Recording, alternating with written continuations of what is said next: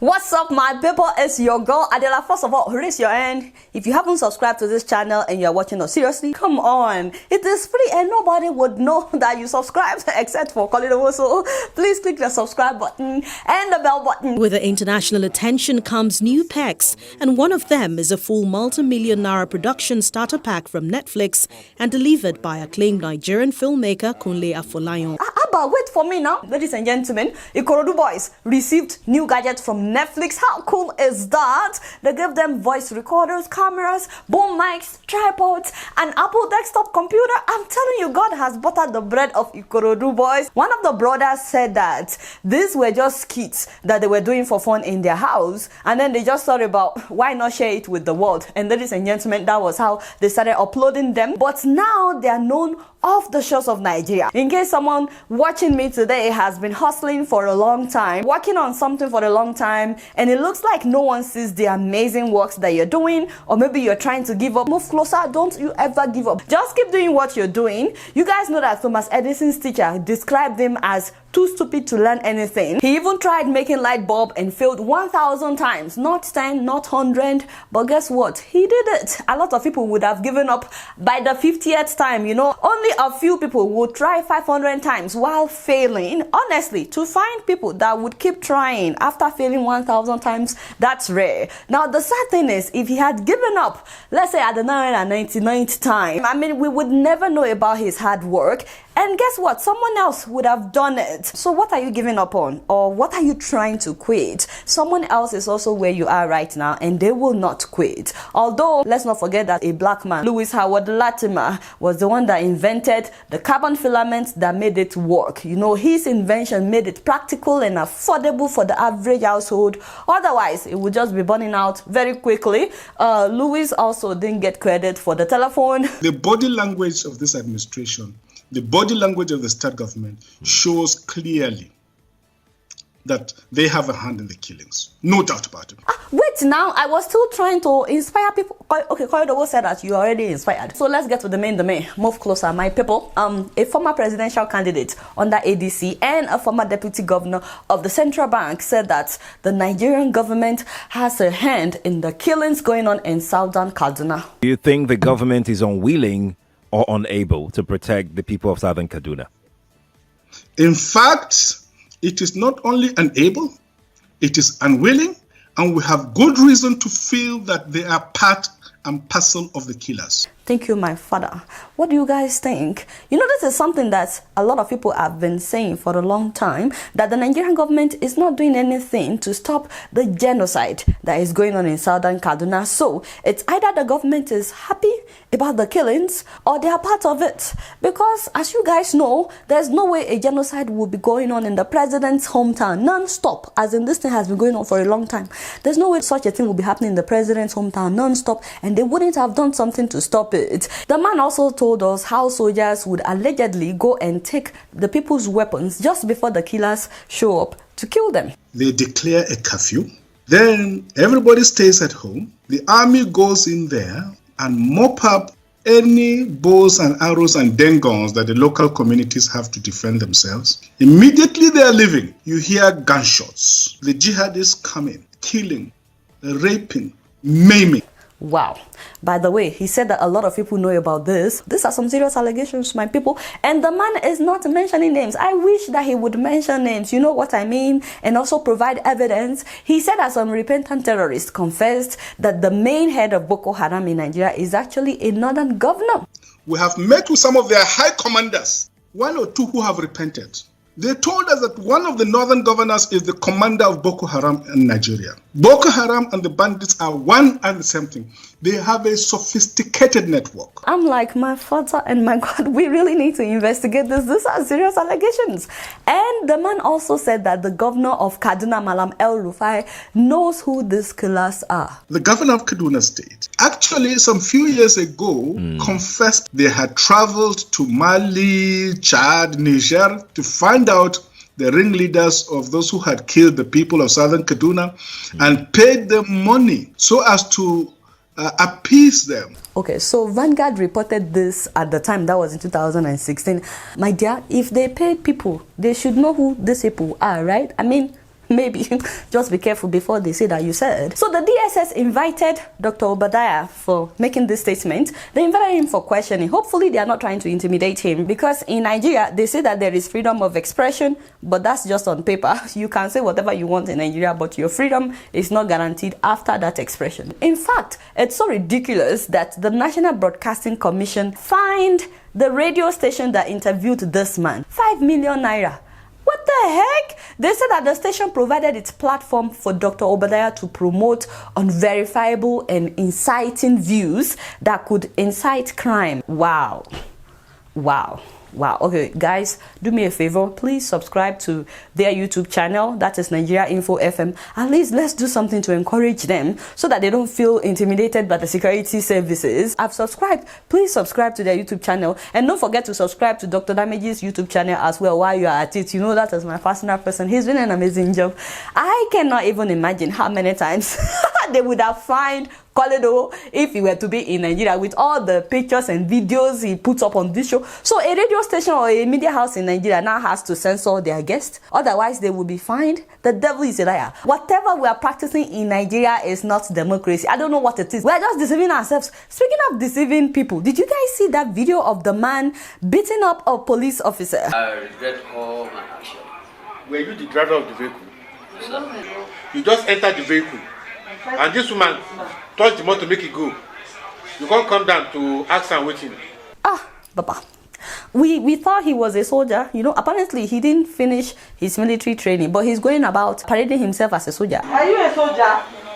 This is what I Say no, yes, Answer the question. No, but they dismiss it because of if somebody shouts on me, it be like maybe I didn't get myself. Kai, Nigerians, we have suffered. Nigerians are saying that the man needs anger management, or he needs therapy, he has mental issue. But have you guys wondered why people didn't intervene and try to help that police officer? It's because everybody thought he was a soldier. Honestly, if our soldiers have not been treating us like this, the man won't have the nerves to beat up a police officer while pretending to be a soldier. So yes, he needs therapy, he needs anger management, he needs mental health treatment. But beyond that, we have to enforce the law that prohibits assaulting people on the streets, especially when soldiers are involved. Because if a soldier is not punished for assaulting civilians, behaviors like this may not be challenged by the people. And speaking of challenging people, huge shout out to my father, a real father this time around, the only father that I so much appreciate in all of Nigeria, as in, you already know him, Reverend Father Oluomachineye. First of all, if you're not following the man of God on Instagram, hopefully you will after seeing this video. Jesus said, remove the stone. And when they removed the stone, now Jesus prayed. Listen, only Jesus prayed. The people's work was to remove stone, not to pray. What does it mean? Sometimes in Nigeria, those who should be removing stone are the one praying. It does not work. Father, my God. Some prayers we do over certain situations is a waste of time. Jesus told them, remove the stone. He didn't tell you to pray. Poverty in Nigeria cannot be cast out. Poverty in Nigeria is caused by stone holding the people in the grave of poverty. And those stones are in the presidency, in National Assembly, in government houses. You mean you don't have any popcorn on a day like this? This is the day you don't have a popcorn. This is too good to just watch without eating something. The Lord is telling us, remove them. Stop praying about them, remove them. Remove them through election. And if you even make mistake and elect them, after 1 or 2 years, they are not performing. You can also remove them from peaceful protests. Occupy Aso Rock, occupy the National Assembly, occupy government houses until these stones that are holding people perpetually in poverty are removed. Maybe now that it's coming from the man of God, maybe they will listen. This is the mistake of religious people. We go and gather people all the time from January to December, praying for prosperity and breakthrough. Meanwhile, the people are supposed to be out there removing this stone. I beg, my father, tell them. Time has come when Khan, and then the body that is in charge of all Muslims, pastors, priests, bishops, forced to organize one powerful crusade where both Christians and Muslims will come. And that crusade should take place in the Ego Square, in the National Assembly, in Aso Rock. Occupy the place. My father, in case you're watching, God bless you. Nigerians, there is no other country that I know that is more religious than Nigeria. I mean, seriously, I don't know any other country. There's always a revival, a vigil, a congress, a crusade, a concert, fasting. All these things are great. Absolutely nothing wrong with gathering people to pray and to fast. But let me tell you, I feel like that is so deep. Because you cannot even translate that. It means we left leprosy. We were supposed to treat leprosy, but now we are focused on treating ringworm. You know, prayer is great, my people. Prayer is amazing. Prayer does wonders. Prayer opens doors. You can't do anything without prayers. But after praying, you're supposed to move the stone. Even the Bible says faith without works is dead. Action. We're supposed to put action behind the prayers. I mean, we've been praying for Nigeria now. Before I was born, I mean, growing up, all we did was pray for Nigeria, but things kept getting worse. I believe that God is actually waiting on us in Nigeria. And I am of the personal opinion, this is just a personal opinion, don't crucify me, that the moment that our most influential men of God decide that Nigeria will change for better, that is when it will change. Because they have the highest number of followers. Huge respect to all of them. But the day that the GO or Bishop Oyedepo or Pastor Chris or Yakilome decide to go and occupy Aso Rock or the National Assembly protesting the killings in southern Kaduna, the killings by herdsmen, the killings by Boko Haram, or lack of electricity, that is the day that all these things will stop. Police will not mess with them. They are powerful. And just imagine the number of their followers that would faithfully show up in solidarity with their fathers in the Lord. Just Redeemed churches alone is enough. Hundreds of thousands of people will be on the streets of Abuja. Me saying this doesn't mean that I'm disrespecting these pastors before some of their followers will start abusing me again in the name of Jesus. I'm just telling you what I think. But you already know that I don't know anything. I don't even know what I'm talking about. And speaking of men of God, FCMB, First City Monument Bank, has released a statement that they never said that they mistakenly deposited 573 million naira into the account of Prophet Dr. Emmanuel Omale. That is a pastor that prays for EFCC chairman Ibrahim Magu. Few days ago, you guys know it was all over the news that the managing director of FCMB said that they realized that 573 million naira was mistakenly credited into the church's account due to computer glitch. That was what was in the news. Only for the bank to now release a statement some days after that. They never said anything like that too. So, who are these people making up such stories to make Magu look guilty by fire by force and his pastor? The man is being investigated, that is Magu. So why not just let the court do its job? Why are people making up stories? This is not right. So what did the pastor say about this? You see what is going on social media about Prophet of Liberation is a lie. I don't launder money for anybody. Magu is my son. No doubt about it. I can't deny him like the way I cannot deny all of you. Magu is my son. Okay. Did he just... I have sons all over the world. About 7 presidents in the world that I pray for them. They call me for advice. They call me for advice, for counseling. I pray for them. And there's nobody that doesn't come here in this country. Okay, so you are praying for 7 presidents in another. So because you pray for somebody, that makes them your son? I'm so lost. I'm actually asking an innocent question because I think I've been away from Nigeria for too long. Because I know that Magu is still a Muslim. It wasn't like he converted Magu. So Magu is still a Muslim. Okay, even if the person is older than you, the person is your son. I mean, I don't know. Just, you guys can help me to understand better. The important thing is he addressed the money laundering, so the case is still being investigated. Meanwhile, I like to leave you guys with this news from UI. The University of Ibadan said that they cannot submit an audit report because their auditor went blind. I'm so sorry. I'll be right back. Let me bring myself back. You can't make this up. They refused to submit an audit report to the Auditor General of the Federation since 2014. They said because the external auditor preparing the report suddenly went blind while on the job. He's not just blind. He was doing the job when he suddenly went blind. Egbami. So the bursar of the university appeared before the House of Representatives Committee on Public Accounts, and the only thing that confused the committee is the fact that they found out that the university actually paid this blind external auditor full payment. So the committee is like, why would you give him full payment if he went blind and he couldn't do the job? Anyway, the university has been told that there will be no money for them in the next budgetary allocation until they submit an audit. Now, the fact that they've even gotten away with this since 2014 is what baffles me. 6 years of no audit. And remember 2018, medical students were kicked out of their hostels for protesting high fees. Let me know if you guys believe that their auditor truly went blind or not. I don't. You guys not know much. Guess what? I'm just keeping it real.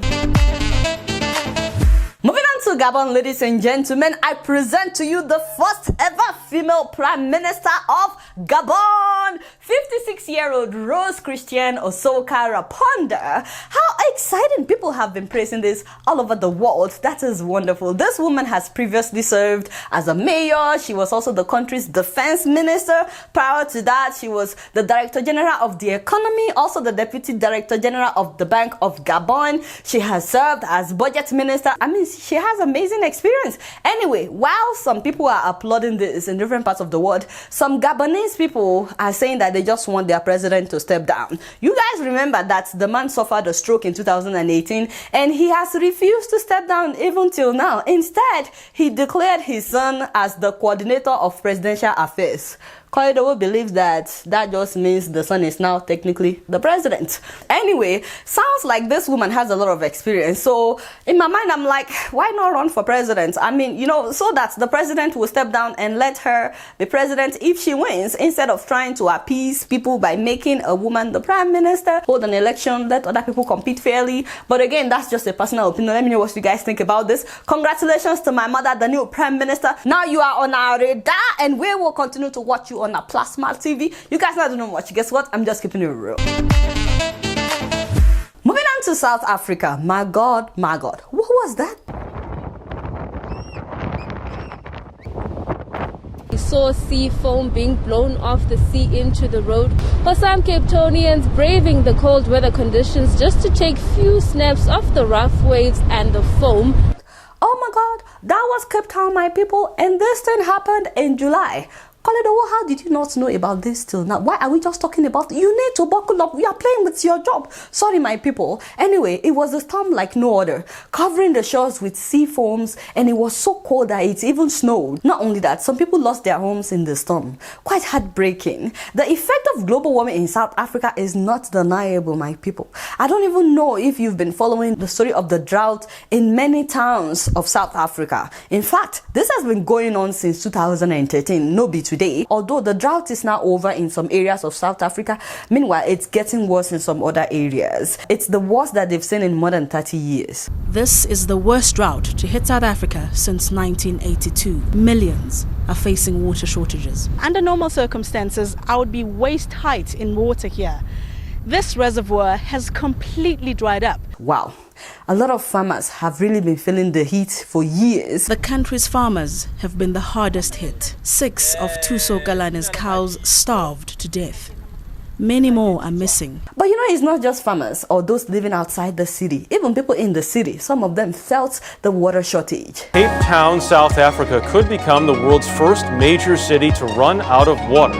No city in the world has had to deal with such a situation as the taps running dry. Wow. And it's not just that. The Nkweba Dam dried up for almost a year. Thank God that the dam is filling up again.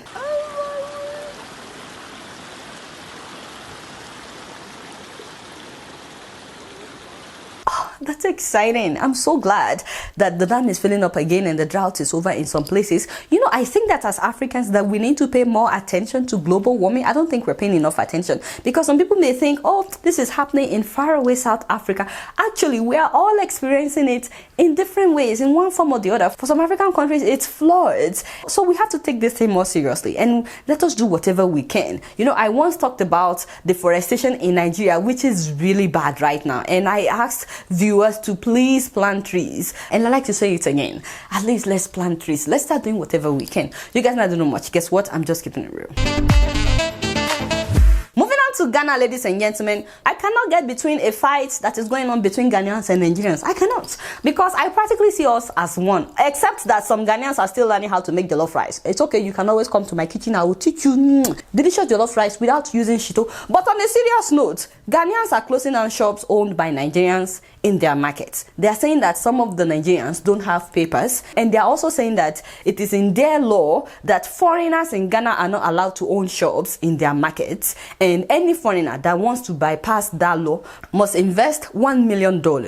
What started peacefully a while ago is becoming very chaotic here at the Soldier Bar, as the foreigners will not budge to the others to shut or close down their shops. It's getting very chaotic here now.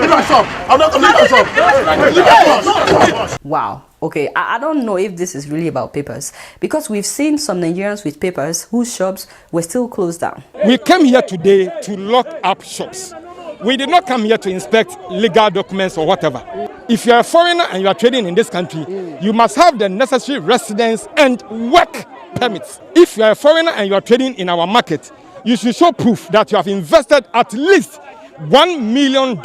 So union members, with the help of security forces, have been doing this to Nigerians since the middle of last year. However, all this started when Nigeria closed its borders to Benin. Ghanaians are saying that there are a lot of their traders who went to Nigeria to buy goods, who are now stuck with more than 100 trucks of goods that they were supposed to bring from Nigeria to Ghana via Benin. So many believe that closing down shops of Nigerians is actually a retaliation to Nigeria closing its borders. So I want to know what you guys think. When I posted the story on Instagram, someone said that Nigeria also has a similar law.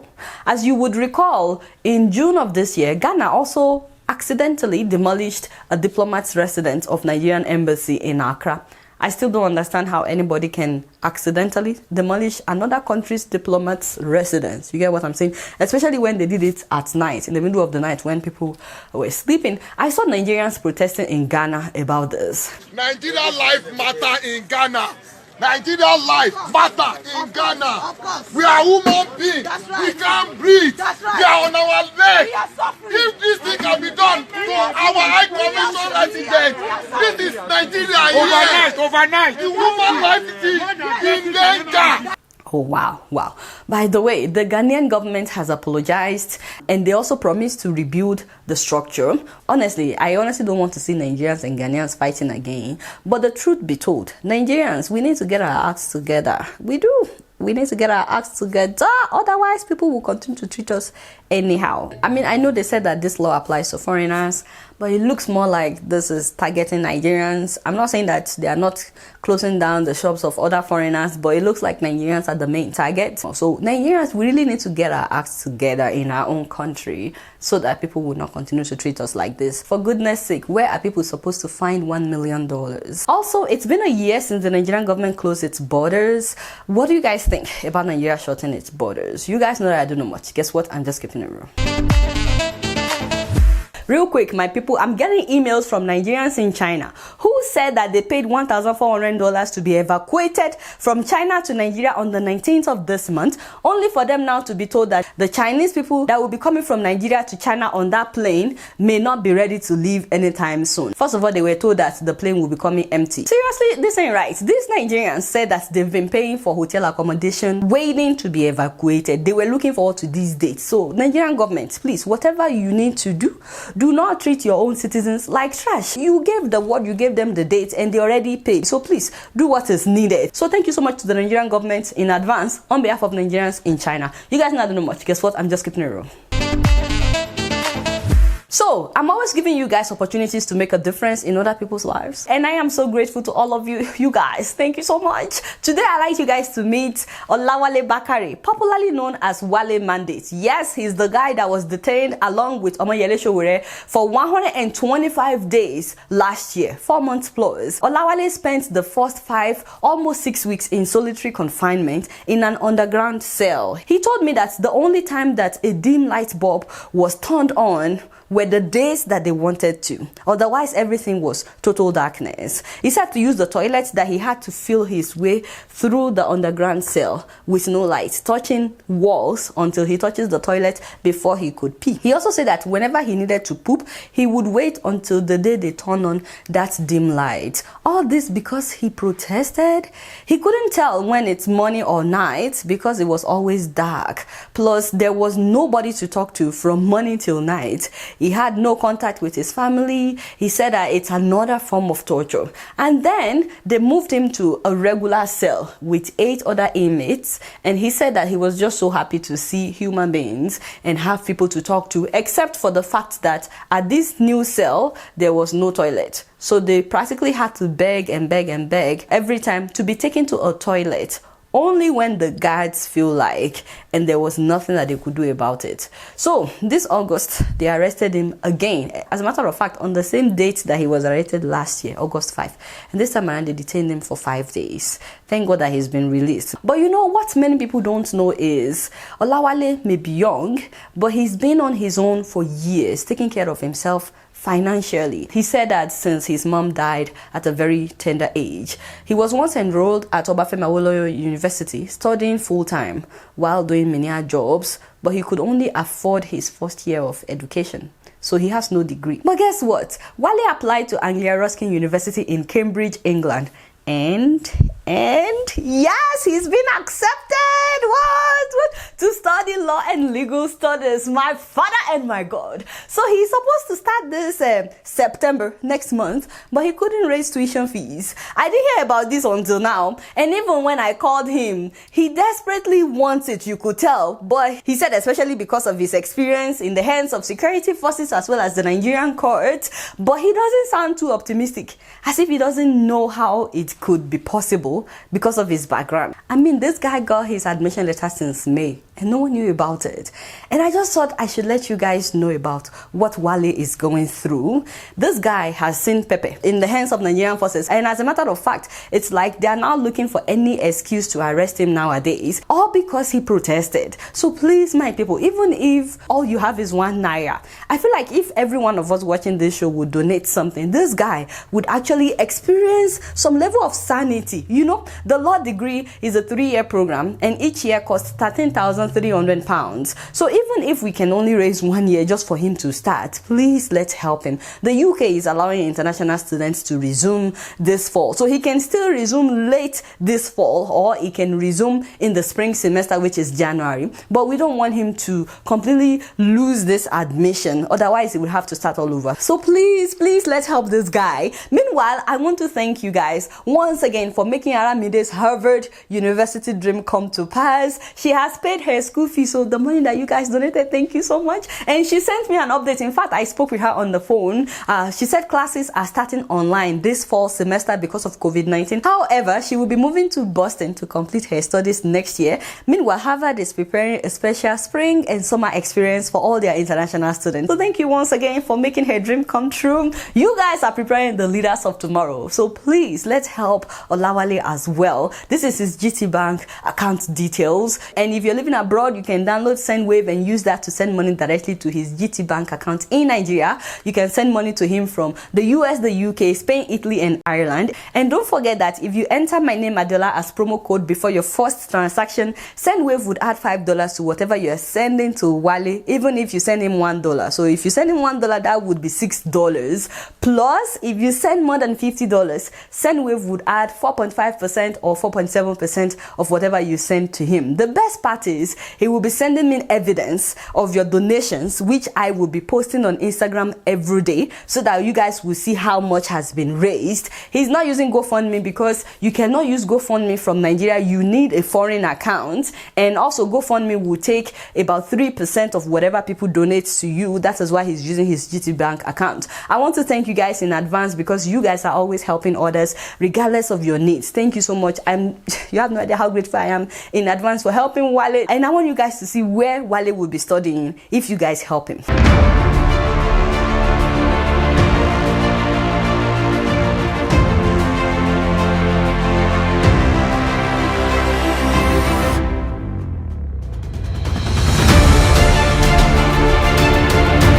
See, a beautiful campus. That's where he would be studying. If you guys can donate towards this, thank you so much, guys. You guys not doing much. Guess what? I'm just keeping it real. Quick announcement, guys, and yes, this is an advertisement. Do you guys remember Grace Ofure, the real estate mogul that I featured on this show, who went from selling palm oil to becoming a real estate mogul? Well, after I featured her story, a number of people reached out to her and they bought lands from her. So first of all, if you bought land from her, now it's been 4 months, and in the last 4 months your land has appreciated by 200%. So that is amazing. So everybody that bought like the 5 million land, it is now worth 6 million. And yes, she's able to help you find buyers. So that's amazing. So this means that if you were planning on patronizing her to buy land or apartment, the prices will be going up next week Monday. All the prices will be going up. So you might want to contact her now. So starting next week Monday, all her prices will be up by 20%. I think she actually already updated that on the website. So, but if you come through me, don't forget that if you tell her that you're from Adeola, she's going to give you 5% off whatever you're buying. So whether you buy it now, whether you buy it later, if you tell her that you saw her on Adeola Fayeun's show, she will give you 5% off of the price. And of course, you have a whole year to make full payment, but you have to pay something upfront. But then if you wait till next week, yes, the prices will be up by 200%, but the good thing is you will have a year and a half, 18 months to make full payment. So anybody that purchases from her this week using the old price, they have 1 year to make full payment. But if you purchase from her starting from next week, you have 18 months to make full payment. So you might want to take advantage of that, because I believe in the next 4 months the price will appreciate again. So that's amazing. Also, I just want to personally thank helpmewaka.com. Guys, first of all, they delivered food to a loved one of mine in Nigeria to their doorstep, and I was honestly, I'm so happy. I mean, now I know what some of you that have patronized them, I know how you feel.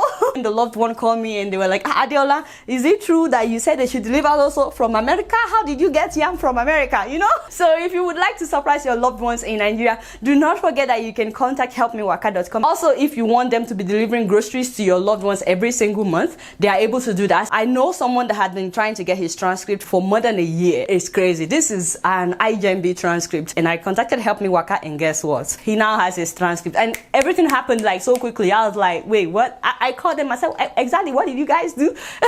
So if you are trying to get your transcripts to World Education Service for immigration, or you are applying for a school abroad and you need your transcript, you may want to contact helpmewaka.com, because they will get it out for you. Do not forget that they do everything for you in Nigeria. That's why they call themselves Help Me Waka. They will waka for you anywhere and everywhere in Nigeria. They've done land inspections for some people, and that's what you are seeing in this video. So like if you're thinking about buying your land from Grace Ofure, for example, they can go there for you and help you to inspect the land. So do not forget that the first thing to do is to register on their website, so that whenever you go there to order something, you can just log in. And every single time that you're checking out, do not forget to enter my name Adeola as promo code, so they can give 5% discount whenever you're purchasing something from them. Now you can customize what you want to be delivered to your loved ones. You can select ugu if you want them to deliver ugu. You can select the tubers of yam that you want. You can select powdered milk. It's like buying groceries. So the amount that it will come to depends on how many items that you select, and at the end of everything they will give you a 5% discount. Make sure that you contact helpmewaka.com. Before I go, I just want to remind you guys that if you have a wedding event coming up, especially in America right now,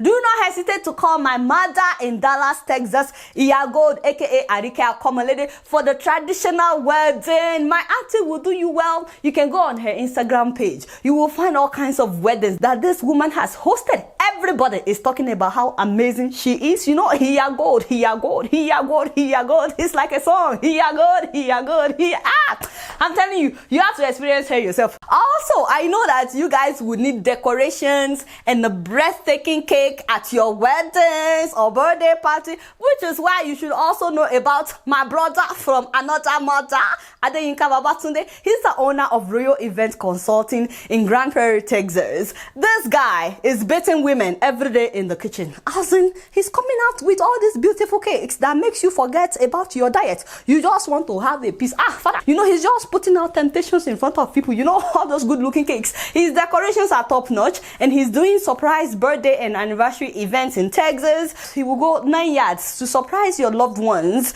during this time of COVID-19 if you hire him. So don't forget to contact him, as well as Iyagold. Alright guys, have you subscribed? Like, seriously, you're still praying? You're praying about subscribe? Like, seriously? Alright, y'all, it's been real, and I'm keeping it right up in here. Don't forget to follow me on Facebook, Twitter, and Instagram. And if you're yet to subscribe, we're watching you on Plus One TV. Press the subscribe button. Until next time, I'ma see y'all later. Peace out.